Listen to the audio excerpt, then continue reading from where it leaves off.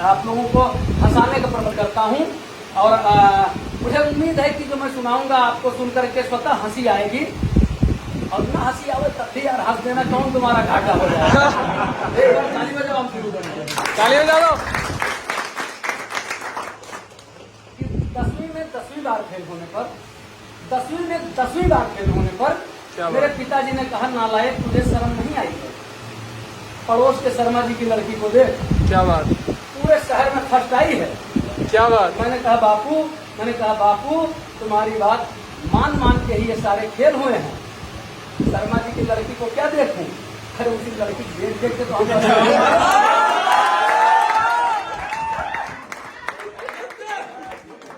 वंदे वंदे। इसी लड़की देख के तो 10 साल से फेल हुए हैं। सो रहे थे क्लास में टीचर ने जगाया, क्यों आते हो स्कूल? उन्होंने पूछा तो मैंने बताया, आप तो गुरुजी खाली खुरपेज के लिए जाने जाते हैं और हम तो स्कूल केवल विद्या के लिए आते हैं। उन्होंने कहा, एग्जाम के बाद रिजल्ट पे रोते हो, विद्या तुम्हें चाहिए और क्लास में सोते हो। मैंने कहा गुरुजी तुम्हारी बुद्धि सखियाई है। अरे ठीक से देखो, आज विद्या स्कूल नहीं आई है। सुबह वो कहीं जा रही थी, वो समझो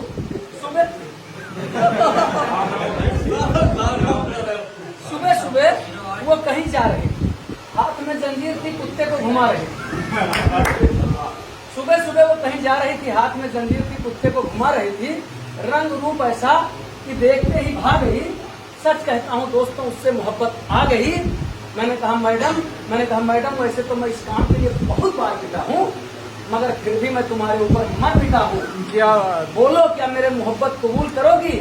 मेरे साथ कहीं घूमने चलोगी? वो बोली, मोहब्बत कबूल करना क्या अभी मेरे हाथ में है? और देख नहीं रहे हो, अभी ये वाला कुत्ता साथ में है।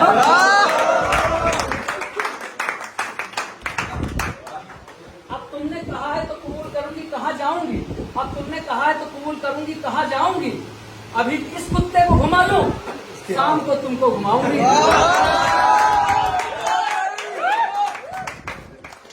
तुम दोनों से एक जैसा ही प्यार रहेगा। तुम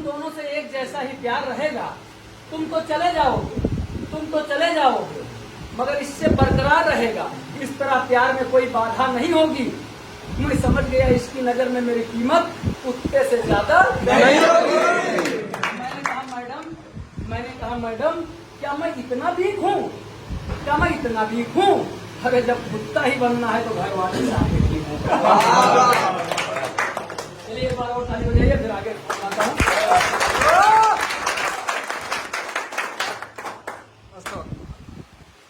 पत्नी को मैं अपनी पत्नी को जब लेकर के सम्मेलन में कविता पढ़ने के लिए गया तो क्या दुर्घटना हुई है कविता में। इस बार कवि सम्मेलन मेरे तेवर कुछ नए थे। क्योंकि कविता पढ़ने हम अपनी असली पत्नी के साथ गए। एक कवि जी ने कहा, आप अपनी पत्नी के साथ यहाँ क्यों आए हैं, बताएंगे? हमने कहा, मेरी पत्नी है, अपनी पत्नी के साथ नहीं तो क्या तुम्हारी पत्नी के साथ आए? फिर मैंने पत्नी को साथ ले जाने की असली वजह बताई। सुन करके सबकी बुद्धि चकराई। मैंने कहा, पिछली बार यहाँ मेरे जूते खो गए थे, पिछली बार सम्मेलन में यहाँ मेरे जूते खो गए थे तो मेरे नयन भर आए थे, तब संयोजक जी ने मेरे लिए नए जूते मंगाए थे। क्या पता उसी तरह का चमत्कार इस बार भी हो जाए।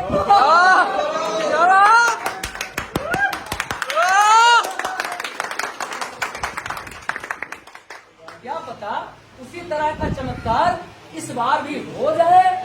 अरे उस बार जूते खोए थे और इस बार पत्नी खो गई। ऐसा हो जाए तो मेरी किस्मत ही न खिल जाए। अगर ऐसा हो जाए तो मेरी किस्मत ही न खिल जाए।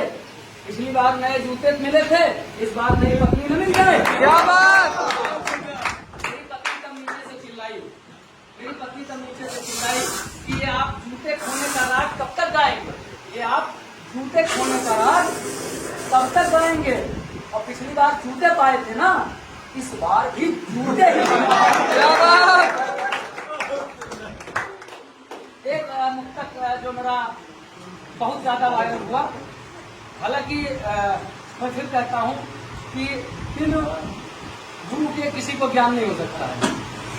कोई भी सुरक्षा में तैनात है, मैं मेरी तैनाती सुरक्षा विभाग में है, पुलिस विभाग में है, मेरी गुरु से कोई तुलना ही नहीं हो सकती, क्योंकि वो अगर आकाश है तो मैं एकदम जमीन हूँ, उससे कोई तुलना नहीं। केवल मनोरंजन के लिए मैंने जो मुक्तक कहा था, ऐसा कुछ नहीं कि मैं किसी पेशे को छोटा करके कहता हूँ, बस ऐसे मनोरंजन के लिए मैं कहता हूँ। गुरु सदैव वंदनीय है और जो गुरु का सम्मान नहीं करता, मेरी नजर में वो आगे नहीं बढ़ सकता। तो मैंने 4 लाइन कहा था। मैंने लड़के ने पूछा, दरोगा लोग उस दिन पीटी से पास आउट कर रहे थे, उन्होंने मुझसे पूछा गुरुजी नौकरी कौन सी अच्छी है। एक ने कहा कि हम जो है अध्यापक में लग रहे थे, तो हमने ऐसे कह दिया, हमने कहा कि नवंबर जसमजा जनवरी में नागा। आप लोगों को भी याद होगा, 7-8 महीना पुराना मुक्तक है कि नवंबर जसमजा जनवरी में और गद्दा जसमजा दरी में ना पाइयो और खांस के पिस्टल बुलेट से घूमियो से चली हो, दरोगा जसमजा मास्टरी में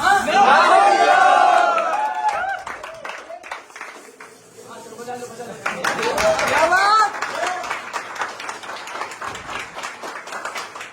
अभी 2-2.5 साल पहले एक जो है मेरा मुक्तक काफी वायरल हुआ था, आप लोगों तक पहुंचा कि नहीं पहुंचा।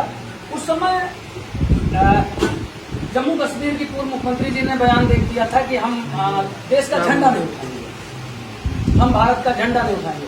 तो हमने ये बात कही कि हमारे यहाँ जो है वफादारों की देश में कमी नहीं है कि हम चाहें कि कोई गद्दार हमारा झंडा उठाए, तुम उठाना तो दूर, तुम छू भी नहीं, छू देना, ये हम चाहते हैं। तो हमने कहा था 4 लाइन, हमने कहा था देश में अब नया कोई अजूबा नहीं चाहिए, देश में अब नया कोई अजूबा नहीं चाहिए, पाले जो आतंकी वो मंसूबा नहीं चाहिए, और झंडा हमारा ले, गले मिले पाक से ऐसी जहरीली महबूबा नहीं चाहिए।